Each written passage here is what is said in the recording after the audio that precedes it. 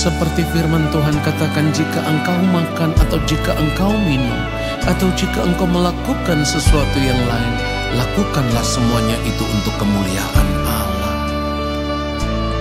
Kesempatan hidup yang Tuhan berikan, ku mau pakai memuliakan Tuhan, melayani, mengasihi sesama seperti Bapa mengasihiku. Kesempatan hidup yang Tuhan berikan, Katakan, ku mau pakai memuliakan Tuhan, melayani, mengasihi sesama seperti Bapa mengasihiku. Di sisa umur hidupku, selama ku masih kuat, apapun yang ku mau menyenangkanmu, ku mau menyenangkanmu. menjadi roti terpecah, menjadi anggur tercurah, menjadi berkat bagi sesama.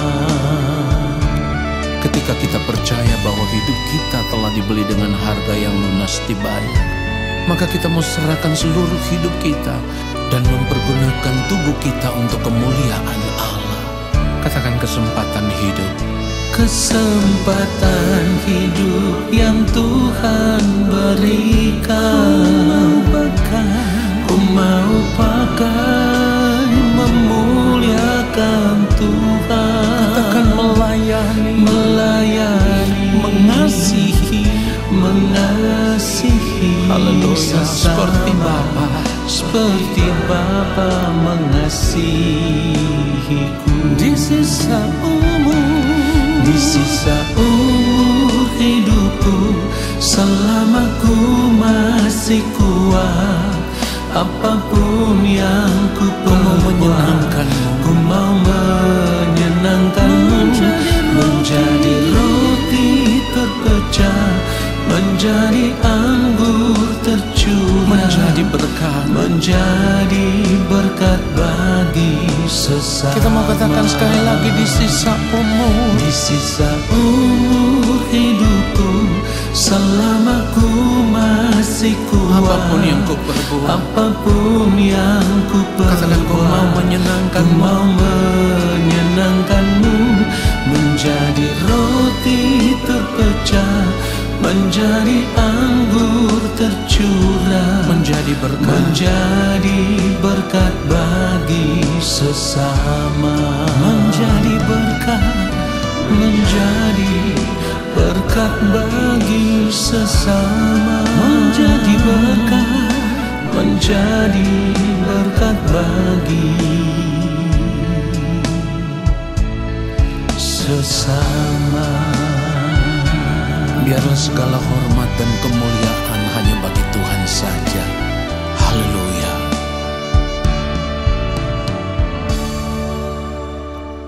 Mari kita siapkan hati kita. Yang Maha Kudus, Bapa yang ada di dalam kerajaan sorga. Saat ini adalah saat di mana kami mau menanti-nantikan Bapa berbicara bagi kami. Biarlah saat kami ada di hadirat-Mu ya Bapa, Bapa berkenan mengurapi kami semua di dalam kekuatan kuasa Roh Kudus, supaya ketika kami mendengarkan kebenaran firman-Mu ya Bapa, kami ada dalam pengurapan Allah. Dan kami rindu Bapa menguduskan setiap kehidupan kami. Bahkan kami mohon pengampunan Bapa. Maafkan kami atas ketidaktepatan hidup yang kami jalani. Ampunilah kami ya Allah, dan layakkan kami di hadapan-Mu. Lalu saat ini ya Tuhan, Kami siapkan hati kami merindukan Bapa berbicara bagi kami. Di dalam nama Tuhan Yesus Kristus, kami berdoa dan kami hendak menerima kebenaran firman-Mu. Haleluya. Amin. Saudara yang dikasihi oleh Tuhan Yesus Kristus, kita semua harus sungguh-sungguh menyadari bahwa menjadi serupa dengan Kristus adalah harga yang harus kita bayar. Oleh sebab itu kita harus berjuang untuk mencapai keserupaan dengan Kristus dalam seluruh keberadaan hidup kita. Serupa di dalam sikap, perkataan, gerak pikiran, perbuatan, tindakan. Bahkan hati kita harus tetap dipenuhi dengan belas kasihan. Kita harus benar-benar memiliki hati Bapa yang penuh dengan belas kasihan kepada sesama, kepada orang-orang yang kita jumpai dimanapun kita berada. Nah saudara, kalau kita melihat Filipi pasal yang ketiga, ayat yang ke-10, firman Tuhan katakan, yang ku kehendaki ialah mengenal Dia dan kuasa kebangkitannya dan persekutuan dalam penderitaannya, di mana aku menjadi serupa dengan Dia dalam kematiannya. Saudara perhatikan ini, serupa dengan Dia dalam kematiannya.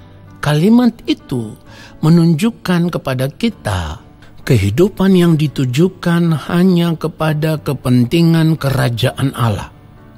Perhatikan itu.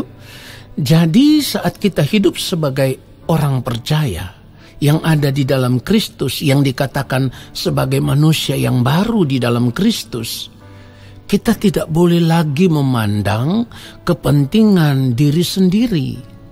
Kita tidak boleh lagi menjadi manusia yang egois, yang hidup hanya untuk kepentingan diri sendiri, kesenangan diri sendiri. Sudah tidak boleh lagi. Ketika kita ada di dalam Kristus, kita mau menjadi serupa dengan Kristus, berarti seluruh gerak hidup kita seharusnya hanya untuk kepentingan kerajaan Allah. Nah, disinilah beratnya perjuangan hidup sebagai orang percaya, karena untuk menjadi serupa dengan yang mulia Tuhan Yesus Kristus itu tidak gampang, saudaraku. Ya, kalau kita harus jujur sekarang, saudara, selama ini kita hidup sebagai orang percaya lebih banyak mengutamakan kepentingan diri sendiri. Dan bahkan kalau mau jujur, kita tidak benar-benar memiliki hati Bapa, hati yang penuh dengan belas kasihan. Kenapa? Karena kita lebih mengutamakan kepentingan diri kita sendiri, kesenangan diri kita sendiri. Jadi kita tidak pernah berpikir hidup untuk kepentingan kerajaan Allah. Coba saudara jawab dengan jujur, saat ini saudara lebih mengutamakan yang mana?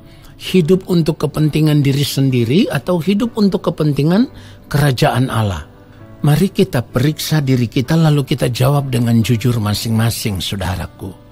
Saudara yang dikasihi oleh Tuhan Yesus Kristus, Filipi pasal yang ketiga ayat yang ke-10 tadi selaras dengan kata mati yang dipakai dalam Kolose pasal yang ketiga ayatnya yang ketiga. Firman Tuhan katakan begini, sebab kamu telah mati dan hidupmu tersembunyi bersama dengan Kristus di dalam Allah. Jadi kata mati di dalam Filipi pasal yang ketiga ayat 10 maupun yang dipakai di dalam Kolose 3 ayat yang ketiga ini maksudnya adalah mati terhadap keinginan diri sendiri, atau sama juga dengan mati terhadap kehendak diri kita sendiri. Nah tentu dalam hal ini semua keinginan diri, kehendak diri kita itu kan selalu bertentangan dengan kehendak Allah. Karena apapun kehendak diri sendiri atau apapun yang kita lakukan selalu bertentangan dengan kehendak Allah kalau kita tidak benar-benar hidup di dalam kehidupan yang baru. Perbuatan kita akan selalu bertentangan dengan kehendak Allah. atau yang tidak sesuai dengan selera Allah, ya. Dan itu sama dengan dosa, saudaraku. Dan dosa yang dimaksudkan di sini adalah meleset dari sasaran. Jadi tidak tepat sasaran. Hidup kita tidak benar-benar tepat pada sasaran. Kita meleset. Artinya kehidupan kita belum benar-benar benar seperti yang Allah Bapa di sorga kehendaki, saudaraku. Nah, saudara yang dikasihi oleh Tuhan Yesus Kristus, pertanyaannya sekarang adalah bagaimana kita bisa benar-benar memiliki hidup seperti yang Allah Bapa di sorga kehendaki? Atau bagaimana caranya kita bisa benar-benar mati tersembunyi di dalam Kristus? Saudaraku, tidak ada cara lain setelah kita menjadi anak-anak Tuhan, maka kita harus memiliki pola pikir yang baru bahwa tujuan hidup kita sudah bukan lagi dunia ini, tetapi tujuan hidup kita itu adalah Tuhan dan kerajaannya. Nah, oleh sebab itu, ketika kita berada di dalam Kristus atau kita sudah mati tersembunyi di dalam Kristus, kita tidak lagi dan tidak boleh lagi hidup sama seperti dunia ini. Roma 12 ayat 2 mengatakan itu, janganlah kamu menjadi serupa dengan dunia ini, tetapi berubahlah oleh pembaharuan budimu, sehingga kamu dapat membedakan manakah kehendak Allah, apa yang baik, yang berkenan kepada Allah, dan yang sempurna. Saudara, perhatikan baik, tubuh yang kita diami saat ini, ya, adalah tubuh dosa, yang penuh dengan berbagai keinginan daging. Namun di sini kita harus mengerti bahwa ketika kita menerima penebusan di dalam Kristus, artinya kita sudah mati bersama-sama dengan Kristus, ya. Kalau mati bersama-sama dengan Kristus, maka seluruh keinginan daging sudah tidak boleh lagi menguasai tubuh kita. Kita harus berjuang supaya hidup kita selalu ada di dalam pimpinan Roh. Hidup sesuai dengan kehendak Allah. Karena apa? Karena kita sudah tidak hidup lagi seperti manusia yang lama. Di dalam Kristus kita telah dibaharui, kita menjadi baru. Oleh sebab itu kita tidak boleh membiarkan keinginan diri sendiri, keinginan daging itu menguasai tubuh kita. Supaya kita benar-benar bisa hidup di dalam kehidupan yang baru, dengan cara hidup yang baru, dan selalu dipimpin oleh Roh. Roma 8 ayat 13 firman Tuhan katakan, sebab jika kamu hidup menurut daging, kamu akan mati. Tetapi jika oleh Roh, kamu mematikan perbuatan-perbuatan tubuhmu, kamu akan hidup. Lalu ayat 14, perhatikan baik, semua orang yang dipimpin Roh Allah adalah anak Allah. Nah, jadi benar-benar kita harus berjuang untuk hal ini.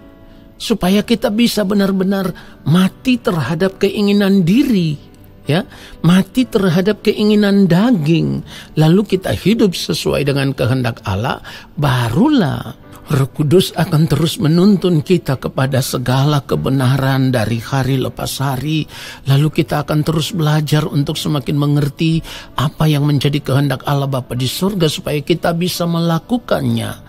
Kehendak Allah Bapa itu apa yang baik, yang berkenan kepada Allah, dan yang sempurna. Nah, saudara yang dikasihi oleh Tuhan Yesus Kristus, kita harus benar-benar berjuang untuk ini. Dan itulah kenapa seringkali saya katakan bahwa menjadi orang Kristen, menjadi orang percaya, ya, menjadi anak-anak Tuhan, itu tidak gampang karena harganya mahal. Harganya itu adalah kita harus berjuang supaya pada akhirnya kita bisa ditemukan menjadi pribadi yang benar-benar serupa dengan yang mulia Tuhan Yesus Kristus dan sempurna sama seperti Bapa di sorga yang adalah sempurna. Saudara yang dikasihi oleh Tuhan Yesus Kristus, tentu kita harus menyadari bahwa hidup sama seperti Kristus hidup itu bukan proses yang bisa berlangsung sehari, 2 hari. Ini proses panjang. Itulah kenapa firman Tuhan katakan, akulah jalan dan kebenaran dan hidup. Tidak ada seorang pun yang datang kepada Bapa kalau tidak melalui aku. Jadi kalau kita tidak mau berjalan di dalam proses yang Bapa di surga kehendaki atas kehidupan kita, maka hidup kita terpisah dari Allah.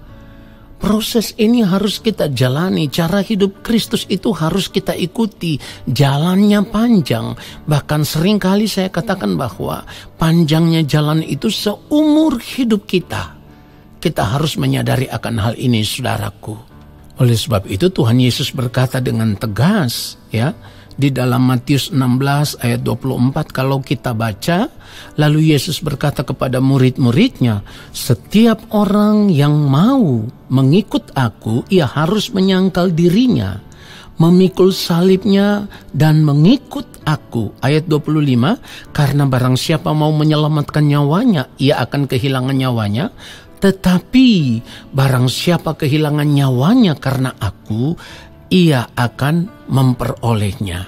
Saudara, kiranya kebenaran ini semakin menyadarkan kita bahwa tidak ada pilihan yang lain. Untuk hidup menjadi serupa dengan Kristus itu berarti kita harus melepaskan kehidupan kita yang lama.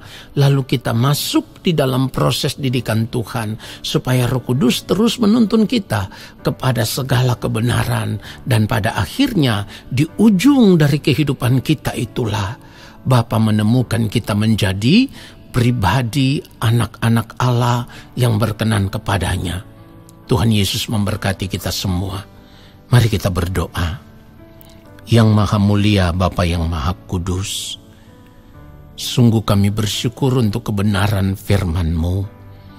Dan kami mau mengambil keputusan, ya Tuhan, berjuang setiap hari untuk berjalan di dalam pimpinan Roh Kudus.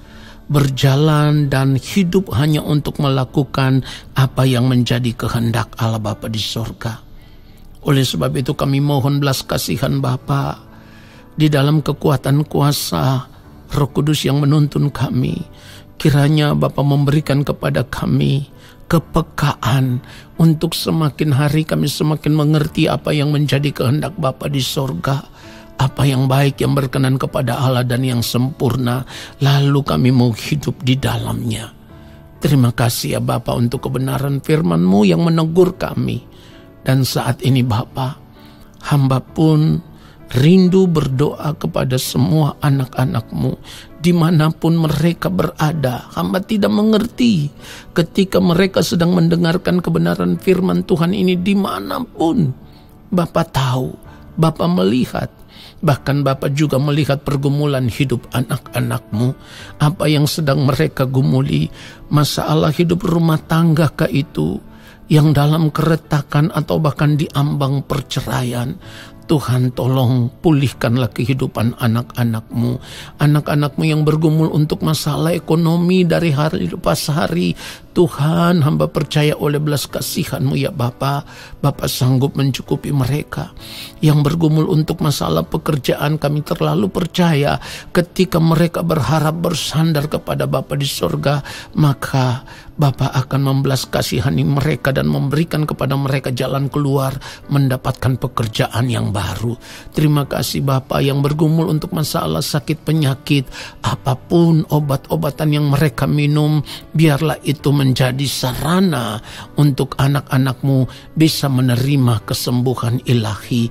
Anak-anak-Mu ada juga yang bergumul, rindu menerima keturunan ilahi. Tuhan berkatilah keluarga ini. Siapapun anak-anak-Mu, kerinduan mereka Bapa melihat, dan Bapa akan menjawab sesuai dengan belas kasihan Bapa. Bahkan anak-anak-Mu yang sedang bergumul, sungguh-sungguh mereka ingin bertobat dan hidup dalam kebenaran Tuhan. Bapa, lawatlah anak-anak-Mu. Dan lawatan-Mu itu oleh kekuatan kuasa Roh Kudus memulihkan mereka. Lalu mereka benar-benar mau berjuang untuk hidup di dalam kehidupan yang baru. Hidup di dalam kebenaran. Hidup di dalam kesucian-Mu ya Allah. Belas kasihanilah anak-anak-Mu semua ya Allah Bapa di sorga, sesuai dengan pergumulan mereka, bahkan yang tidak hamba sebutkan satu demi satu. Tuhanlah yang empunya kehidupan, Tuhanlah yang akan membelas kasihani anak-anak-Mu.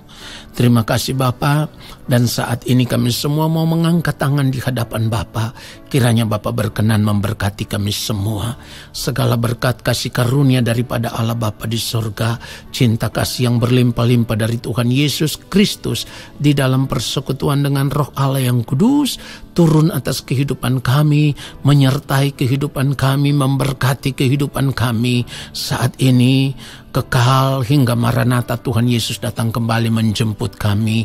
Segala berkat itu kami terima dengan iman, percaya, dan ucapan syukur di dalam nama Tuhan Yesus Kristus. Haleluya. Amin.